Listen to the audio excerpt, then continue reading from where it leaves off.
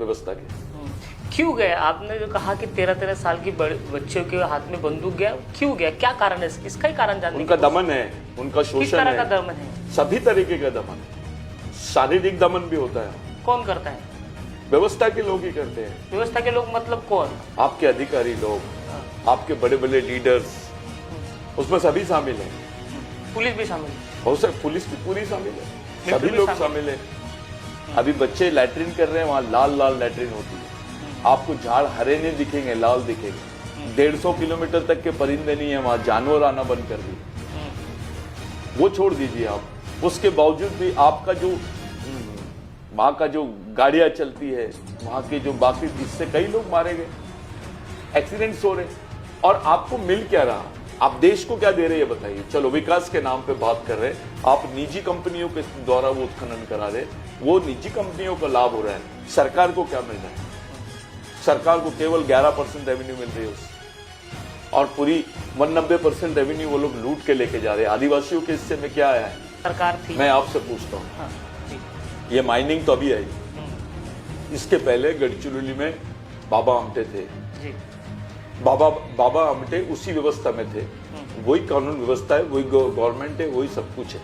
वहां बाबा आमटे जी का विकास हो सकता है, आदिवासियों का क्यों नहीं हो सकता जी? क्यों नहीं हुआ? उनको मैक्सी अवार्ड मिल सकता है, उनकी रेवेन्यू ट्रांसफर हो सकती है, उनके पास जमीनें आ सकती है, उनकी संस्था का डेवलपमेंट हो सकता है। सबसे ज्यादा लड़ने वाले आदिवासी अंग्रेजों से, गोलियां खाने वाले आदिवासी, उनका तो इतिहास भी नहीं लिखे आप लोगों।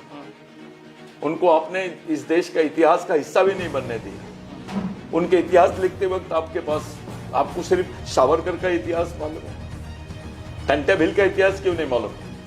बाबूराव शर्मा का इतिहास क्यों नहीं मालूम? राघोजी मांगरे का इतिहास क्यों नहीं मालूम? बिरसा मुंडा का इतिहास क्यों नहीं मालूम? जब इनका इतिहास आता है तो देश में बाकी लोगों का जो इतिहास है बिल्कुल सुनने की तरह। उनके रिजर्वेशन को चुरा रहे हैं, उनकी जमीनों को चुरा रहे हैं, उनकी माँ बहनों के साथ बलात्कार होता है, उनकी बच्चों को बेचने की प्रथा खड़ी कर दी है। आदिवासी क्षेत्रों में क्या हो रहा है? डेवलपमेंट के नाम पर हर जहां पे कुपोषण है वही ब्लड कैंप्स होते हैं। 800 रुपए में वो लोग खून बेचते हैं अपना। आपका सिस्टम बोलता है, डॉक्टर्स बोलते हैं कि खाना खाएगा तो खून बनेगा, लेकिन व्यवस्था बोलती है खाना होना तो खून देना पड़ेगा। बीजेपी ने अगर आपको ऑफर कर दिया राज्यसभा के लिए तो आप जाओगे? हम बीजेपी के साथ नहीं जा सकते। क्यों नहीं जा सकते? क्योंकि बीजेपी ने राष्ट्रपति भी बनाया है। हाँ। उसकी क्या हाल है वो राष्ट्रपति के? इतना अपमान किसी का होता, मैं सुसाइड कर लेता था अगर मेरे साथ ऐसा होता। मैं ये पूछ रहा हूं, मोहन भागवत जा सकते हैं राम मंदिर के उद्घाटन के समय, देश की राष्ट्रपति क्यों नहीं जा सकती है? मोदी जी जा सकते हैं तो राष्ट्रपति क्यों नहीं जा सकती? इस देश का न्यू पार्लियामेंट्री बिल्डिंग में आपने वहां के राष्ट्रपति को नहीं खड़ा किया। आप हिस्ट्री का हिस्सा नहीं बनने देना चाह रहे हो, झूठ बोलते हो आदिवासियों के साथ में। जब आदिवासियों के खिलाफ में से बिल निकालते हो तो उस राष्ट्रपति को मजबूर करते हो कि तुम साइन करो इस पर। बीजेपी ने अगर आपको ऑफर कर दिया राज्यसभा के लिए तो आप जाओगे? हम बीजेपी के साथ नहीं जा सकते। क्यों नहीं जा सकते? क्योंकि बीजेपी ने राष्ट्रपति भी बनाया है। हाँ। उसकी क्या हाल है वो राष्ट्रपति के? इतना अपमान किसी का होता, मैं सुसाइड कर लेता था अगर मेरे साथ ऐसा होता। मैं ये पूछ रहा हूं, मोहन भागवत जा सकते हैं राम मंदिर के उद्घाटन के समय, देश की राष्ट्रपति क्यों नहीं जा सकती है? मोदी जी जा सकते हैं तो राष्ट्रपति क्यों नहीं जा सकते? इस देश का न्यू पार्लियामेंट्री बिल्डिंग में आपने वहां के राष्ट्रपति को नहीं खड़ा किया। आप हिस्ट्री का हिस्सा नहीं बनने देना चाह रहे हो, झूठ बोलते हो आदिवासियों के साथ में। जब आदिवासियों के खिलाफ में से बिल निकालते हो तो उस राष्ट्रपति को मजबूर करते हो कि तुम साइन करो इस पर। आप एक बात करके, एक कल्पना डाल के, लोगों के दिमाग को झंझोड़ के आप बोल रहे हो राम राज्य, राम राज्य। अरे राम राज्य की भी बात आप संविधानिक राज्य में कर पा रहे हो, संविधान है करके राम राज्य की बात कर पा रहे हो। संविधान नहीं होता तो कौन कर पाता? संविधान है तो बुद्धमय भारत की बात कर सकते हो आप, संविधान है तो धर्मनिरपेक्ष राष्ट्र की बात कर सकते हो, अपने अधिकारों की बात कर सकते हो। संविधान है करके ईवीएम की बात चल रही है अभी। संविधान नहीं होता तो ईवीएम की बात होती क्या? अरे सीधा दिख रहा है आपकी नजर के सामने कि आपका और कोई भी किधर भी डाइवर्शन हो सकता है। ये कैसा लोकतंत्र है? विश्व का सबसे बड़ा लोकतंत्र है, और विश्व का सबसे कमजोर लोकतंत्र भी भारत में है। देश में आदिवासियों की क्या स्थिति है ये जानने की कोशिश हम आज के इस वीडियो में करने वाले हैं। हमारे साथ बिरसा ब्रिगेड के राष्ट्रीय अध्यक्ष सतीश पेंदाम जी हैं, जिन्होंने समय समय पर सरकार को चेताने की कोशिश की है, सरकार को आदिवासी के जो सवाल है वो बताने की कोशिश की है। सतीश जी हमारे साथ हैं। सर, स्वागत है नागपुर समय में आपका। सर, ये इस वीडियो के माध्यम से हम जानना चाहते हैं कि देश में आदिवासियों की स्थिति क्या है। छत्तीसगढ़ हो गया, गढ़चिरौली हो गया, सुरजागढ़ हो गया, या फिर आप कह लीजिए कि झारखंड में जो फिलहाल राजनीति माहौल चल रहा है, इन सारी स्थितियों में आदिवासी कहाँ स्टैंड कर रहा है? देखिए, आदिवासी ऐसी व्यवस्था में सरवाइव नहीं कर पा रहा है, ना ही पॉलिटिकली सरवाइव कर रहा है। वो राजनीतिक रूप से भी वो खड़ा नहीं हो पा रहा है, सामाजिक रूप से भी वो खड़ा नहीं हो पा रहा है, संवैधानिक रूप से भी वो खड़ा नहीं हो रहा है, और आर्थिक रूप से भी खड़ा नहीं हो पा रहा है। इन्होंने आदिवासियों के प्रति एक अलग पॉलिसी अडॉप्ट करके रखी है। संविधान के खिलाफ जाके आदिवासियों के खिलाफ में काम करने की जो रणनीति है, ये सरकार ने अडॉप्ट करके रखी है। और तकलीफ इस बात की है कि पूरा विपक्ष के जो बाकी लोग हैं वो भी चुपचाप देख रहे हैं, वो आदिवासियों के संघर्ष का हिस्सा नहीं बन पा रहे। ये एक प्रॉब्लम है। कुछ लोग हैं जो गिने चुने लोग हैं जो कुछ बोल रहे हैं, लेकिन ओवरऑल कंडीशन ऐसी है कि विपक्ष आदिवासियों के प्रश्न पर बात करने से कतरा रहा है, क्योंकि उसी कॉरपोरेट से विपक्ष के भी संबंध है, और उसी कॉरपोरेट आज सत्ता को चला रही है, वो सत्ता से उसके बहुत घनिष्ठ संबंध है, और वो कॉरपोरेट की खुली लूट इस देश में चल रही है। अभी गवर्नमेंट ने एक एक्ट बनाई जिसको आप फॉरेस्ट कंजर्वेशन एक्ट अमेंडेड 1980 बोलते हैं। 2023 में एक्ट बना है। ये गैर संवैधानिक कानून है।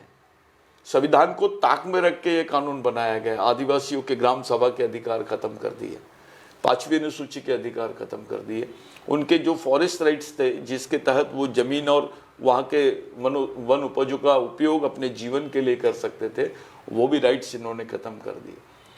इससे बड़ी बात यह है कि इन्होंने वनों की ही परिभाषा बदल दी, वन की ही परिभाषा बदल दी, फॉरेस्ट की ही परिभाषा बदल दी। दूसरी तरफ एक ऐसा कानून जो मैंने इसके पहले भारत के किसी अमेंडेड एक्ट में मैंने नहीं देखा। इन्होंने डायरेक्ट बोल दिया है कि भाई जहां जहां हमको जरूरत पड़ेगी आदिवासी और जंगल क्षेत्र में, वहां वहां हम आर्मी के वो कैंप्स बनाएंगे। और आदिवासी क्षेत्रों में कैंप्स बनाने की क्या जरूरत पड़ी? आदिवासियों के सामने पुलिस को खड़ा करने के बजाय मिलिट्री को आपने खड़ा किया। इसका मतलब यह है कि आप संवैधानिक व्यवस्था के बजाय युद्ध जैसी स्थिति निर्माण करने की कंडीशन में आदिवासियों को झोंक दिया गया। आदिवासी वो सेक्टर है जिसको देश का प्रधानमंत्री नहीं मालूम है, ऐसे भी लोग हैं आदिवासियों में। आज उसको आपने आर्मी के सामने खड़ा कर दिया। इसका मतलब साफ है, आप देश में एक सिविल वॉर की तरफ आदिवासियों को झोंक रहे हैं। युद्ध जैसी स्थिति पैदा कर दी है आपने। देश की 38 से 46% आर्मी जो है आज ट्राइबल बेल्ट में आप लोगों ने, पैरामिलिट्री फोर्सेस और फोर्सेस आपको आदिवासी क्षेत्रों में दिखाई देंगे। क्या चल रहा है? तो वहाँ जबरन उत्खनन, और उत्खनन के नाम पर आपने क्या किया? डेवलपमेंट के नाम पे क्या किया? उस उत्खनन से होने वाले जो साइड इफेक्ट्स हैं पर्यावरण पे, पानी, प्राणी, पक्षियों पे और आदिवासियों पे, आप उसके साइड इफेक्ट्स देखिए। लोगों को लंग्स कैंसर हो रहा है, वहाँ पे इतना ज़्यादा इन लोगों ने वातावरण दूषित, पोल्यूशन इतना ज़्यादा हो गया है कि आप रह नहीं सकते हो। मैं आप पूरे पत्रकारों को मेरा ये है कि आप लोग इतना अच्छा इंटरव्यू लेते हो, लोगों का यहाँ से बात करते हो, 3 दिन के लिए रुक के बताइए मेरे को सुरजागढ़ पर प्रीमाइसेस में, आपको समझ में आ जाएगा। 3 दिन के लिए हंसदेव में जाइए, क्या चल रहा है देखिए। 400 साल के झाड़ थे, 20,000 से ज़्यादा झाड़ इन्होंने काट डाले। अब 2 लाख झाड़ काटने की बात कर रहे हैं। क्या करना चाहते हैं भाई? वो झाड़ आप लगा सकते हो क्या? आपके माइनिंग की जो कीमत है उससे बड़ी कीमत आपको चुकानी पड़ेगी आने वाले समय में, अगर आप पर्यावरण के साथ इतना खेल करो। आदिवासियों को तो आपने आदमी समझे ही नहीं, उनको नागरिक नहीं समझ रहे, इसलिए आप उनके संवैधानिक अधिकारों को दरकिनार कर रहे हो। अगर आप उनको नागरिक समझते तो संवैधानिक अधिकारों के साथ में उनको जोड़ के देखते। आप आदिवासियों को दुश्मन जैसा ट्रीट कर रहे हो। हमारे लोग हैं जिनको कुछ समझ में नहीं आ रहा है कि भाई आदिवासियों के साथ हो रहा क्या है। वास्तविकता में एक अलग टाइप की व्यवस्था खड़ी है। आदिवासी मुक्त भारत की तरफ लेके जा रहे हैं इस देश को, आदिवासी मुक्त भारत की तरफ लेके जा रहे हैं। मैं बोलना नहीं चाहूंगा पैरेलली, उसका मतलब ये है कि इनका जो हिंदू राष्ट्र है वो आदिवासी मुक्त भारत पे खड़ा है। जब तक कि आदिवासी रहेंगे इस देश में, वो दूसरा कोई उसका मालिक नहीं बन सकता है। आप राष्ट्र को कुछ भी बना दो, आप राष्ट्र को किसी भी धर्म से जोड़ लीजिए, लेकिन जमीन का कोई धर्म नहीं होता।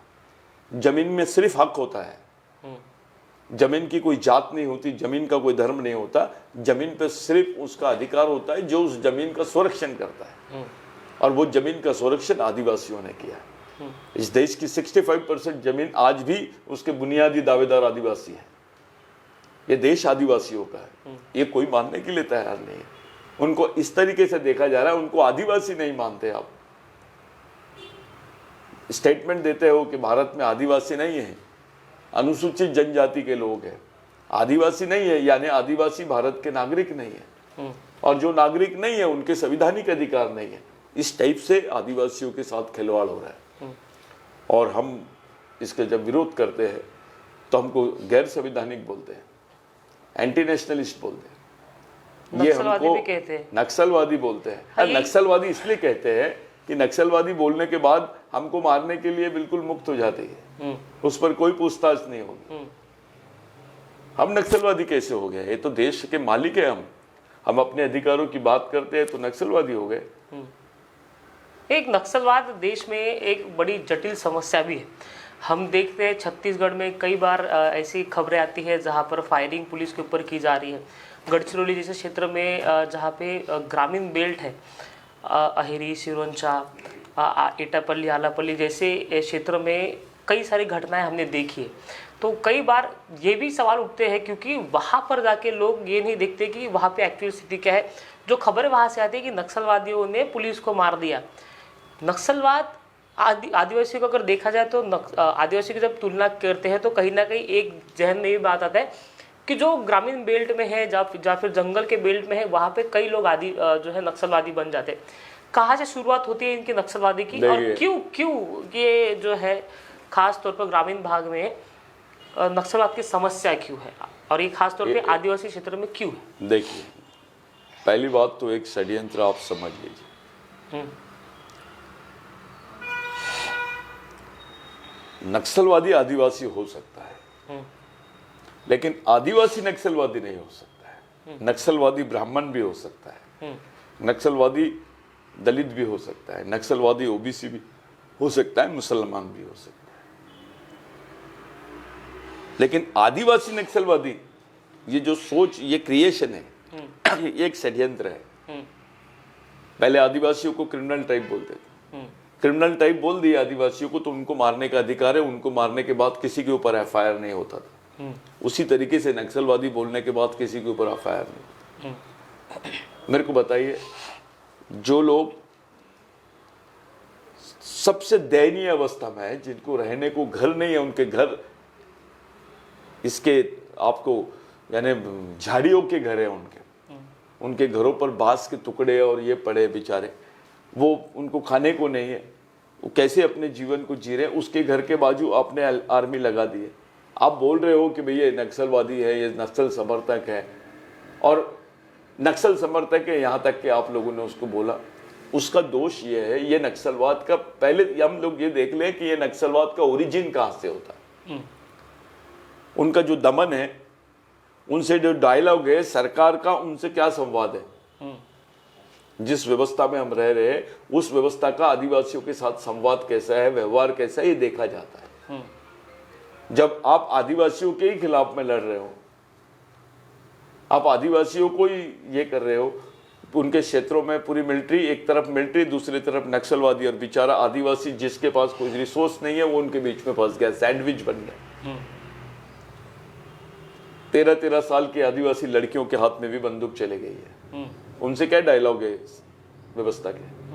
क्यों गए? आपने जो कहा कि 13-13 साल की बच्चों के हाथ में बंदूक गया, क्यों गया, क्या कारण है? इसका ही कारण जानने। उनका दमन है, उनका शोषण है। किस तरह का दमन है? सभी तरीके का दमन, शारीरिक दमन भी होता है उनका। कौन करता है?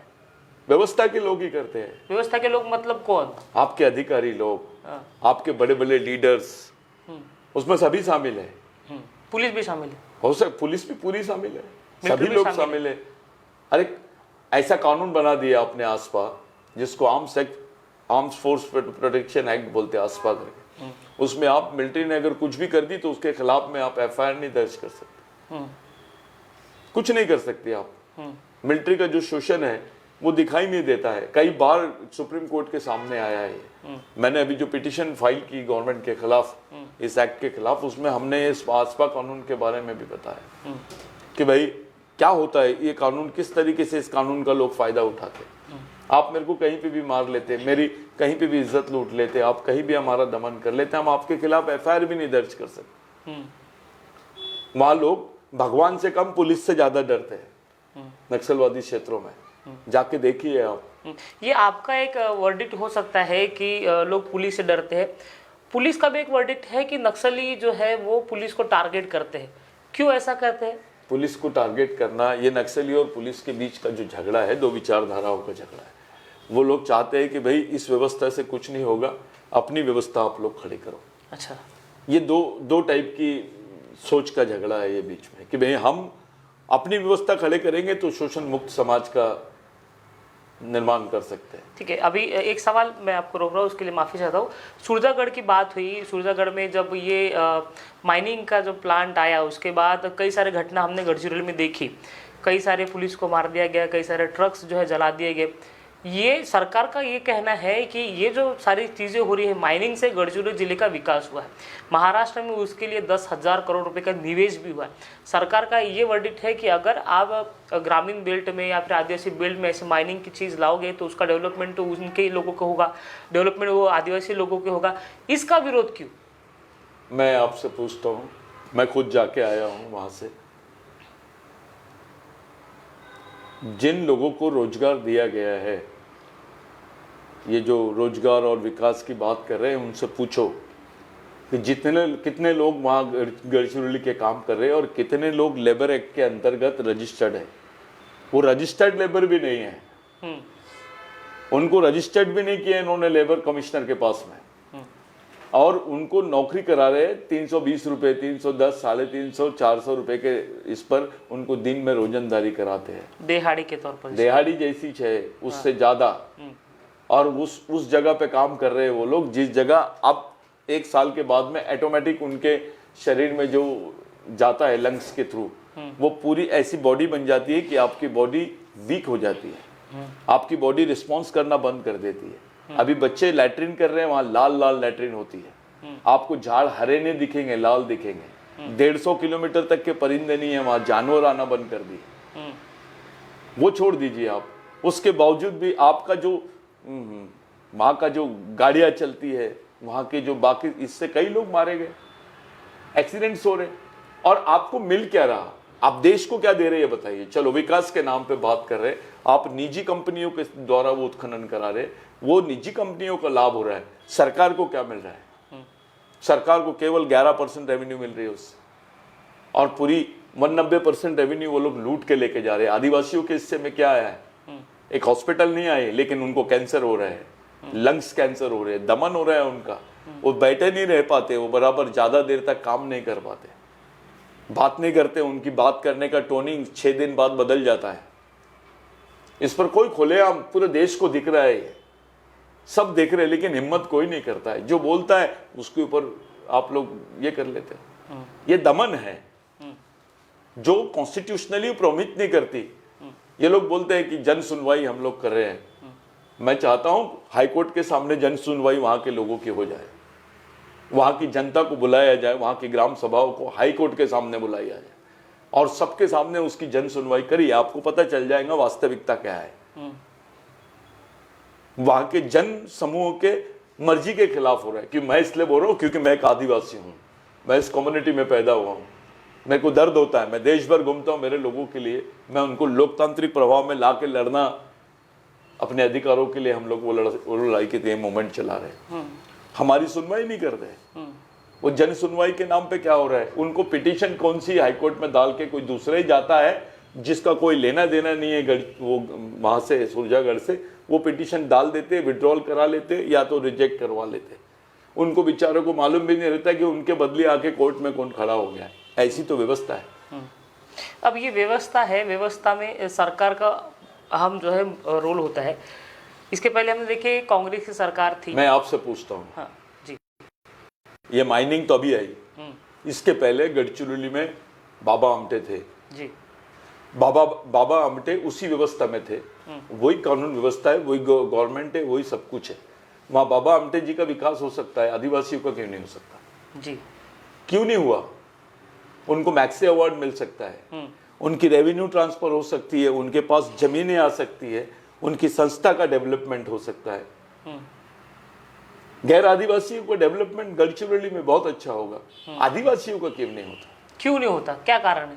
नहीं, मैं यही आप लोगों से पूछना चाहता हूं कि इस पर चर्चा तो शुरू हो, क्योंकि आप जमीनी स्तर पर वहां पर गए हो, आप उस बेल्ट में गए आप हो। खुल के चर्चा करिए। हाँ। जितनी एनजीओस चल रही है, हाँ। वो आदिवासियों के नाम पर केवल रेवेन्यू कमा रही है। गवर्नमेंट सर्वेंट से ज्यादा आज एनजीओस कमा रहे हैं, सिर्फ बता के कि भाई आदिवासियों में वो अंधविश्वास है, आदिवासियों में कुपोषण है, आदिवासियों में ये लोकतंत्र के प्रति उदासी है, वो लोग लोकतंत्र के प्रति उदासीन है। ये सब चीजों के नाम पे बड़े बड़े प्रोजेक्ट्स ये लोग खड़ा कर लेते हैं। देखिए आप जिस चीज के लिए कर रहे, कुपोषण के लिए इन्होंने इतना बड़ा इंटरनेशनल फंडिंग लाया, कुपोषण कम होने के बजाय बढ़ रहा है। आदिवासियों में व्यवस्था के प्रति गुस्सा बनते जा रहा है, उनको उसका फायदा मिल रहा है नक्सलवादियों को, क्योंकि उनका गुस्सा बन रहा है। आपका दमन कम नहीं हो रहा है, आपका शोषण कम नहीं हो रहा है, आपके लोग वहां पहुंचते नहीं है। आपकी योजनाएं ऐसी सड़ी गली योजनाएं आदिवासियों को देते हैं जिसका कोई लेना देना नहीं, खुली लूट है ये। कोई योजना आती तो अधिकारी खुश होते हैं, आदिवासी खुश नहीं होते, ठेकेदार खुश होते हैं। क्या कारण है, मतलब वहां तक नहीं पहुंचने का कारण क्या? अरे पहुंचने ही नहीं देना चाहते हैं। सरकार में लोग ऐसे हैं जो आदिवासियों को राष्ट्रीय प्रवाह से बाहर रखना चाहते हैं। क्या कारण हो सकता है उसका? उनकी रणनीति है ये। सरकार तो कहती है कि हम हर देश के अंतिम व्यक्ति तक विकास पहुंचाना चाहते हैं। आदिवासी अगर वो अंतिम व्यक्ति है तो वहां तक विकास क्यों नहीं पहुंच रहा? सरकार ने तो योजना तो लाई है सरकार ने। आपने पूरे गढ़चिरौली को नक्सलग्रस्त घोषित कर दिया जी, बराबर, ठीक है। आज वहाँ का एक भी बच्चा नागपुर में आता है पढ़ने के लिए और वो बताता है कहाँ रहता है, तो गढ़चिरौली बोलता है तो किराए का घर नहीं मिलता उसको। आपने उसकी ऐसी इमेज बना दी है। किसने बनाया ये?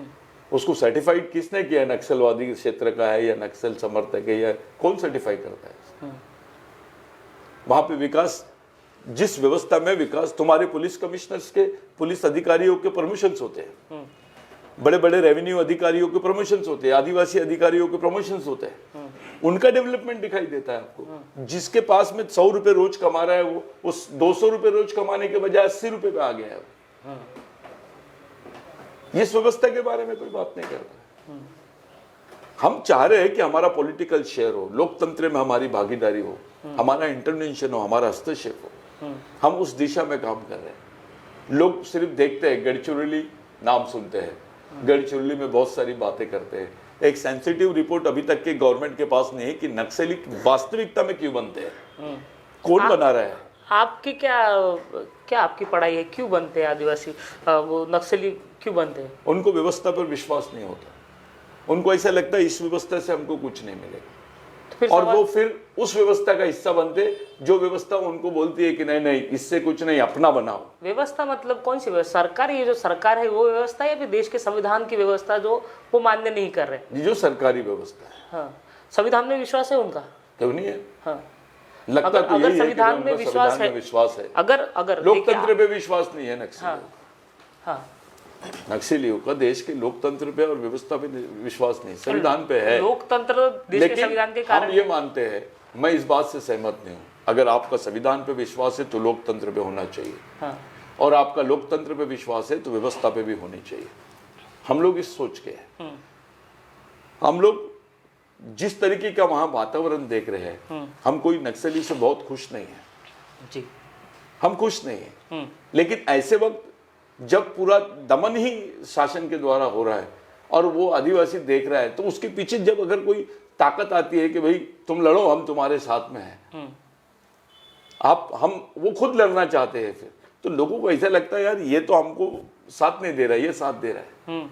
तो उसको लगता है नहीं ये मेरा साथी है, मेरी लड़ाई का ये साथी है। लोग ट्रांसफर होना शुरू हो जाते हैं, कन्वर्ट होना शुरू हो जाते हैं। वो ताकत तो है, वो लोगों की एक गुस्सा रहता है व्यवस्था के प्रति। नहीं, अगर आप कोई मांग करते हो और वो संवैधानिक दृष्टिकोण से मांग कर रहे हो, तो उसमें हथियार उठाने का अधिकार किसी भी व्यक्ति, अगर आपके ऊपर दमन हुआ है, आप यही नहीं कह सकते कि सिर्फ ग्रामीण भागों में या आदिवासी क्षेत्र में इस तरह से चीज होती है।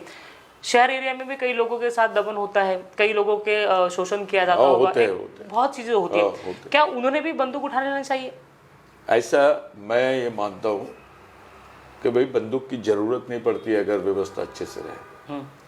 और बंदूक उठाना ये आदमी की जरूरत ही नहीं है लोकतंत्र में।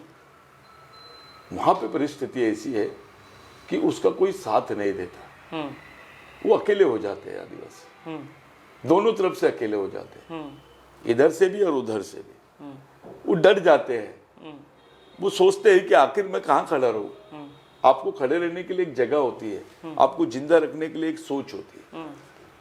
धीरे धीरे धीरे धीरे उस सोच का वो हिस्सा बनते चले जाते हैं। जी सतीश जी, एक सवाल। नहीं तो भारत में सबसे ज्यादा लोकतांत्रिक आदिवासी है। हाँ। सबसे ज्यादा धर्मनिरपेक्ष आदिवासी है। सबसे ज्यादा व्यवस्था का, जो लोकतांत्रिक व्यवस्था का पालन आदिवासी करते हैं। आदिवासियों में कोई ऐसा भेदभाव नहीं है। माना कोई दहेज और फैज की बात होती है, हमारी माँ बहनें आधे कपड़े में भी अगर समाज में रही तो सुरक्षित होती है, उसका रेप नहीं होता है। इसको कल्चर बोलते हैं। इनको ईमानदारी का पाठ नहीं पढ़ा सकते आप, वो पैदाइशी ईमानदारी होती है, जनरेशन रहता हूँ, वो उनके जीन्स में है। वो मेहनत करके कमाने का ये करते हैं। कई आदिवासी आप देखोगे जब तक शरीर से पसीना नहीं निकलता रोटी को हाथ नहीं लगाते। आप पूछिए उनसे, आपको बताएंगे कि आप ऐसा क्यों करते, तो वो बोलते नहीं हमारे पूर्वजों ने बताया हुआ नियम है कि पसीना निकलने के बाद ही रोटी को हाथ लगाना चाहिए, नहीं तो तुम्हारा कोई अधिकार नहीं है रोटी पर। ये सोच के व्यक्ति वो एक झाड़ काटते हैं तो 10 झाड़ लगाते हैं। वो कल्चर है आदिवासियों का, उस कल्चर को भी खत्म कर रहे हैं आप। उनको नाम दे रहे वनवासी, उनको नाम दे रहे आप नक्सलवादी। वो नक्सलवादी है या नहीं है, लेकिन उसको टैग लगा दे रहे आप। मैं पहले ही बोला कि नक्सलवादी आदिवासी हो सकता है, आदिवासी नक्सलवादी नहीं हो सकता। और जो लोग वहां लड़ रहे हैं उनको भी घुसने नहीं देते आप। सुरजागढ़ बहुत दूर नहीं है नागपुर से, 200 किलोमीटर 260 किलोमीटर पे है, लेकिन उसकी पिटीशन नागपुर हाईकोर्ट में नहीं आ पाती है।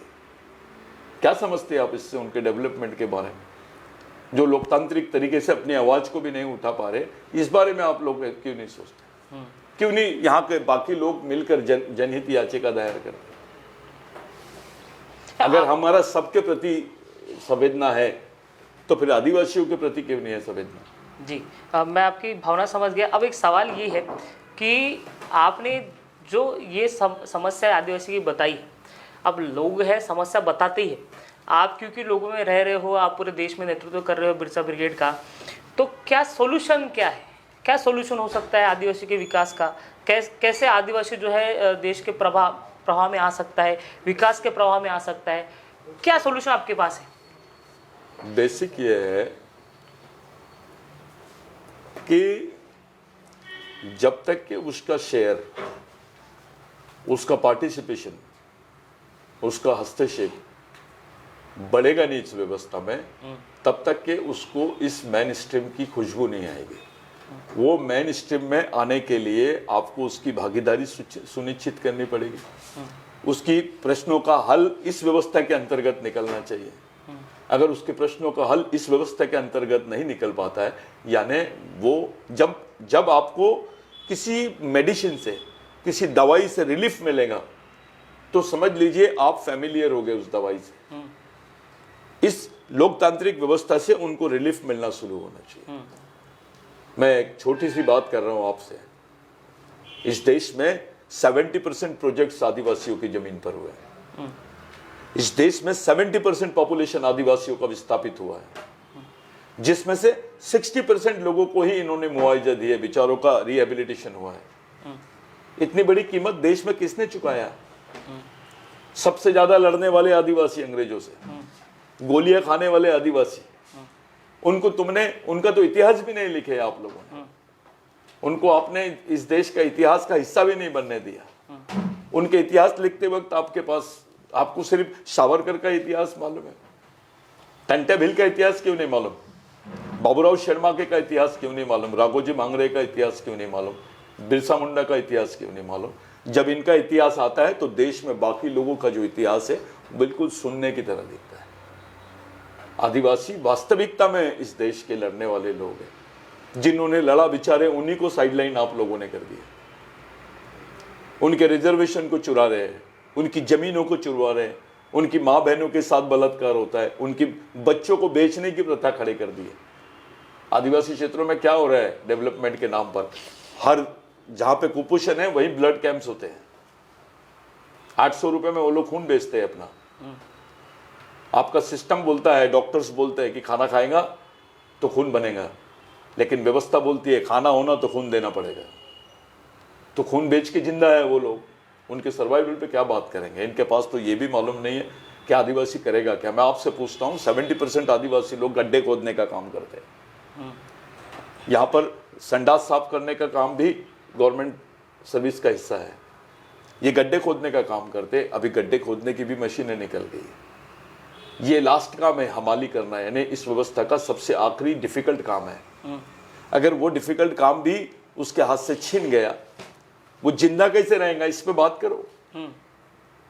आपको भगवानों के सवाल खड़े कर रहे हैं आप, भगवानों को घर दिलाने के लिए संघर्ष कर रहे हैं आप। भगवान राम को किसी की जरूरत है क्या? उसको किसी घर की जरूरत है क्या? वो मुद्दा बन सकता है। ये सुरजागढ़ का मुद्दा आरएसएस के ऑफिस से कितना दूर है? सुरजागढ़ मेडिकल कितना दूर है? जब देश की बात करते तो खुलेआम इस पर बात करो। यहां आरएसएस को नहीं लगता क्या कि उनका शोषण हो रहा है? सही में आरएसएस आदिवासियों के पक्ष में है क्या? अगर सही में आदिवासियों के पक्ष में है तो इसकी बात होनी चाहिए।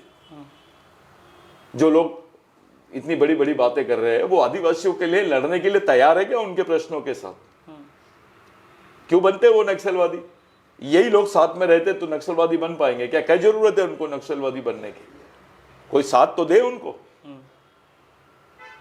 आप यहां से बैठ के राम मंदिर की बात करता है आरएसएस, नागपुर में बैठ के अयोध्या की बात करता है, नागपुर में बैठ के सुरजागढ़ की बात क्यों नहीं करते? कांग्रेस के भी वही लोग हैं। ये लोग भी कॉर्पोरेट्स के खिलाफ बात करने से डर रहे हैं। हमको विश्वास तो हो कि किसके पास जाए हम, इसलिए हमने तय किया कि भाई हमने आज तक के कांग्रेस का साथ दिया। कांग्रेस की गवर्नमेंट हमारे वजह से बनी छत्तीसगढ़ और मध्य प्रदेश में, और अभी इस बार भी हमारी नाराजगी से ही इनकी गवर्नमेंट नहीं बनी। आदिवासी एक्टिव नहीं हुए, बिरसा ब्रिगेड एक्टिव नहीं हुआ करके आज ये हाल हुआ है। अरे आप बीजेपी से लड़ सकते हो, बीजेपी को कांग्रेस जीत सकती है, इंडिया गठबंधन जीत सकता है, आरएसएस को कैसे जीतेगा? क्योंकि इलेक्शन तो बीजेपी और आरएसएस दोनों लड़ते हैं। इनके पास कैडर कहां है? ये लड़ाई लड़ने के लिए बिरसा ब्रिगेड ने काम किया। आज हम जो बात कर रहे हैं, हमने तय किया है कि 1 लाख सेंट्रल इंडिया के जो कैडर्स हैं हमारे, हम उनको काम से लगाएंगे।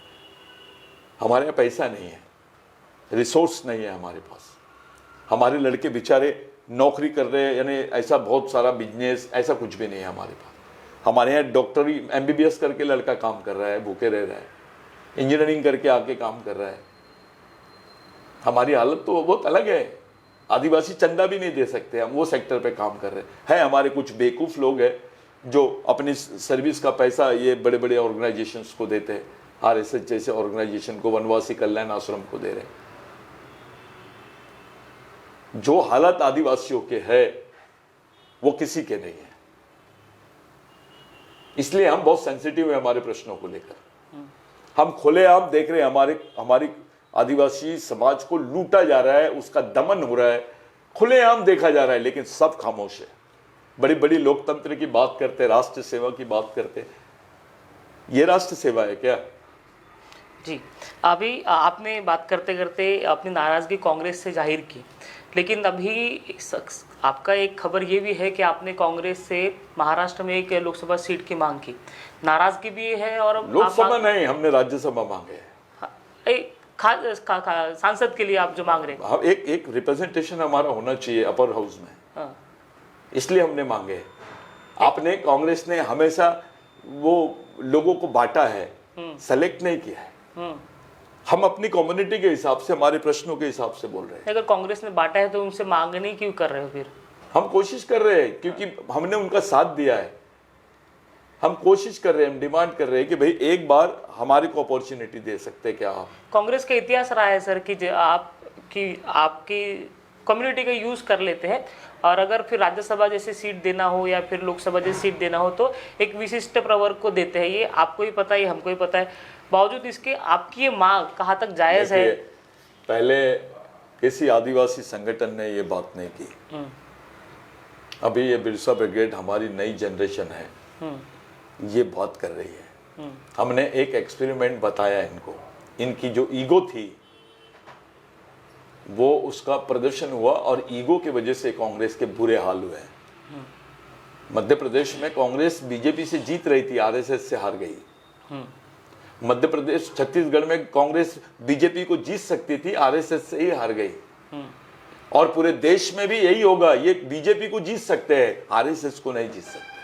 अभी तक के सोशल ऑर्गेनाइजेशन का कोऑर्डिनेशन करना था इंडिया गठबंधन ने, क्योंकि ये लड़ाई संविधान बचाने की है, लोकतंत्र बचाने की लड़ाई है। और चंद रूम में, ऐसे बंद रूम में बैठकर आप इतनी बड़ी बड़ी बातें कर ले रहे, प्रैक्टिकली बात नहीं कर रहे। महाराष्ट्र की बात लीजिए, 21 लोकसभा सीटें हैं जहां आदिवासियों के वोट 1.5 लाख के ऊपर है।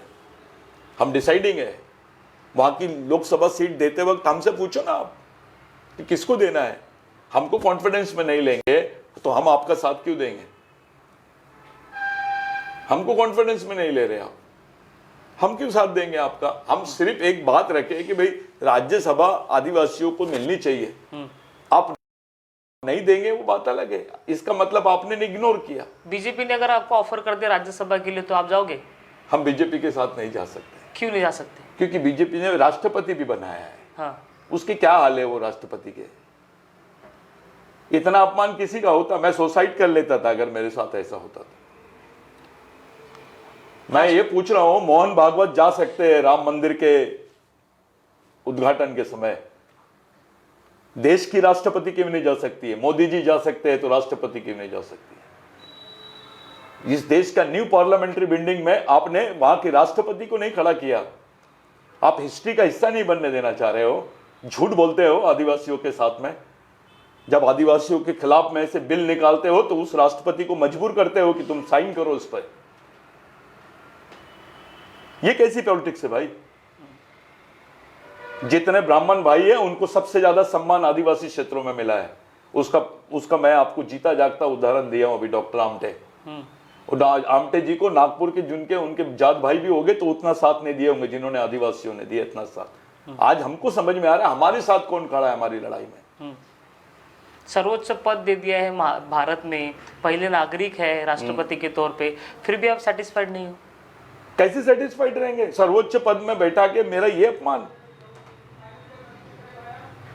इतना अपमान कि पार्लियामेंट की, इस देश के लोकतंत्र की जो मंदिर है, लोकतंत्र का मंदिर। देखो दो चीजें हैं, एक इस देश का सबसे प्रसिद्ध मंदिर राम मंदिर और दूसरा लोकतंत्र का मंदिर। दोनों मंदिरों के उद्घाटन में वहां पे आदिवासी को नहीं बुलाया गया, सर्वोच्च पद होने के बावजूद। क्या इंडिकेट करते हैं आप इससे? अरे आप तो दिल से आदिवासी भी नहीं बोलते हो, आदिवासियों को वनवासी बोलते हो, जनजाति बोलते हो।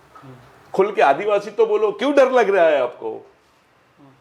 आपके कौन सी चीज को डर लग रहा है? कौन से अस्तित्व को डर लग रहा है आपके? ये हिंदुत्व की मूवमेंट चलाए। अब ब्राह्मण भाई भी तो बियर बार के सामने बेचारे चौकीदारी कर रहे हैं। क्या हिस्से में दिए तुमने उसके नाम पर, हिंदुत्व के नाम पे उसके हिस्से में क्या है? जब वो वर्ग को नहीं आप न्याय दे सकते तो दूसरों को क्या न्याय देंगे? इसका मतलब साफ है कि ये कैपिटलिस्ट सिस्टम की तरफ जा रहे, पूंजीवादी साम्राज्यवादी व्यवस्था की तरफ आप लोग जा रहे हैं। यहां पर धर्म और भगवान दोनों गिरवी रहते हैं। इस व्यवस्था में आप सर्वाइव नहीं हो सकते। आदिवासी का तो आप छोड़ ही दीजिए, हम लोगों को मालूम है अब जिंदा रहने की आदत हो गई। हमने सोच लिया कि अगर हम मेहनत नहीं करेंगे और लड़ेंगे नहीं तो हम लोग जी नहीं सकेंगे। तो हम तो लड़ना और पढ़ना, लड़ना और बढ़ना, ये हमने प्रैक्टिस बना ली है। उसी को लेकर हम लोग मूवमेंट चला रहे हैं। एक आखिरी संविधान हमारे लिए एक इस देश में पर्याय है, लेकिन अब वो भी बदल रहा है, वो भी बदलने की तरफ जा रहा है। जितने संविधान में आर्टिकल नहीं है उतने अमेंडमेंट्स हो गए। मेरा आखिरी सवाल संविधान के ऊपर है। लोग कह रहे हैं कि देश में संविधान बदलने की बात हो रही है, बदल गया, खतरे में आदिवासी के तौर पर आपको क्या लग रहा है, बदल गया या फिर? मैं मान रहा हूँ संविधान बदल गया है, ये गलत बात कर रहे हैं। हाँ। इस बात से वो राम राज्य में आदिवासी, अगर राम राज्य होता तो आदिवासी की क्या स्थिति हो सकती है? राम राज्य आदिवासी को चाहिए या नहीं चाहिए? देखो, एक कल्पना है, इस देश में ये यूनियन ऑफ स्टेट्स है, ये राज्यों का एक यूनियन है, संघ है। वो संघ को बनाना यानी इतने लोगों को एक जगह बिठाना, ये संविधान से संभव है। अगर आपने देश को हिंदू राष्ट्र घोषित कर दिया, कितने लोग सहमत है आपसे? 43% पॉपुलेशन हिंदू राष्ट्र पे तुम्हारी तरफ इर्द गिर्द रहेंगी, उसमें से भी 22% पॉपुलेशन जो है वो बोलते हैं कि नहीं, सब धर्म संभाव होना चाहिए। आप एक बात करके, एक कल्पना डाल के, लोगों के दिमाग को झंझोड़ के आप बोल रहे हो राम राज्य, राम राज्य। अरे राम राज्य की भी बात आप संविधानिक राज्य में कर पा रहे हो, संविधान है करके राम राज्य की बात कर पा रहे हो। संविधान नहीं होता तो कौन कर पाता है? संविधान है तो बौद्धमय भारत की बात कर सकते हो आप, संविधान है तो धर्मनिरपेक्ष राष्ट्र की बात कर सकते हो, अपने अधिकारों की बात कर सकते हो। संविधान है करके ईवीएम की बात चल रही है अभी। संविधान नहीं होता तो ईवीएम की बात होती क्या?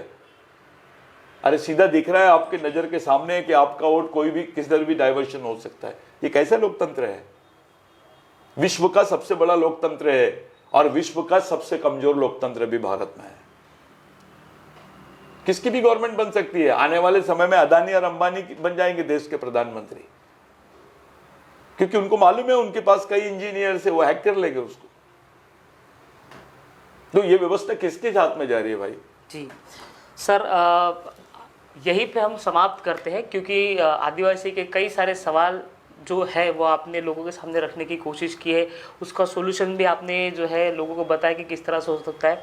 तो मैं एक छोटी सी बात आपके इंटरव्यू में बोलना चाहता हूँ। जी बिल्कुल। नहीं तो हर इंटरव्यू में एक नया ये निकलता है। आदिवासी माओवादी नहीं है। हाँ। आदिवासी अम्बेडकर फुलेवादी है। हाँ। वो समाजवादी हो सकता है। और एक नई कंसेप्ट आई है अभी, आदिवासी बिरसावादी भी है। जी। क्योंकि हम जानते हैं बिरसा मुंडा का आंदोलन नहीं होता तो बाबा साहब को संविधान बनाने का मौका नहीं मिलता। जी। बिरसा मुंडा का आंदोलन नहीं होता तो गांधी जी इस देश में प्रेरित होकर भारत छोड़ो आंदोलन नहीं चलाते। बिरसा मुंडा का आंदोलन नहीं होता तो इस देश की जमीन की सीमाएं तय नहीं होती। देश जमीन पे खड़ा है, हवा पे नहीं खड़ा है। इस जमीन की लड़ाई भी तय करने के लिए इन लोगों ने लड़ाई लड़ी है। They are the real fighters of, यानी रिवोल्यूशनरी फाइटर्स ये है रियल, जिन्होंने जमीन तय की है। जमीन की लड़ाई लड़ने का बताइए, एक उदाहरण दीजिए मुझे। कौन लड़ रहा था? 70% लड़ाई आदिवासियों ने लड़ी, और वो भी जमीन की। और उनके हिस्से में क्या आया बेचारों के? नक्सलवाद आया, भूखमरी आई, विस्थापन आया, शोषण आया, दमन आया, बेरोजगारी आई, इनकाउंटर होता है उनका।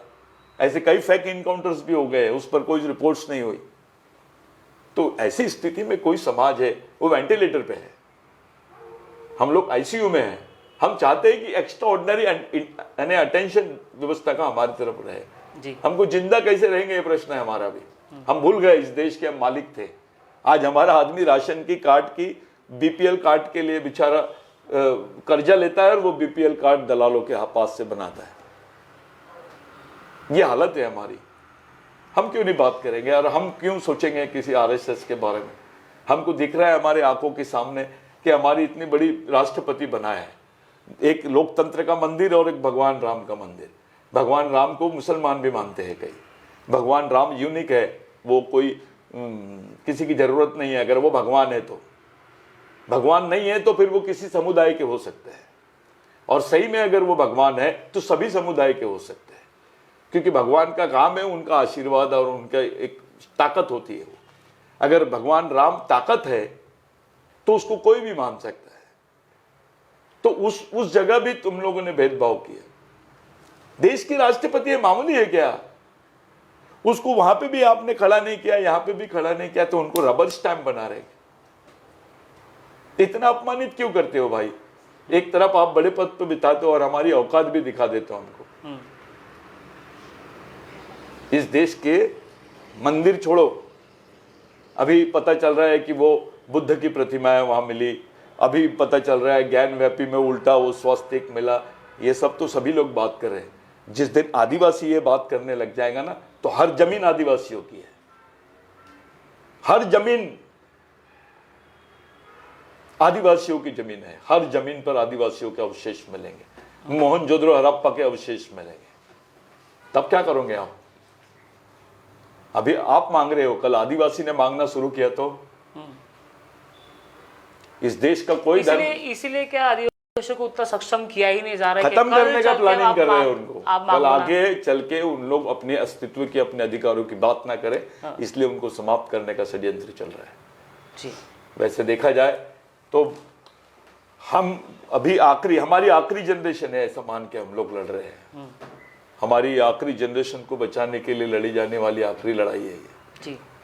हम कोशिश कर रहे हैं हमारी आने वाली जनरेशन को बचाने की। जी, बहुत बहुत शुक्रिया सर, आपने अपना कीमती समय नागपुर समय को दिया और जो बात आपके दिल में थी वो लोगों तक एज इट इज़ पहुंचाने के लिए आपका बहुत बहुत शुक्रिया। Thank you.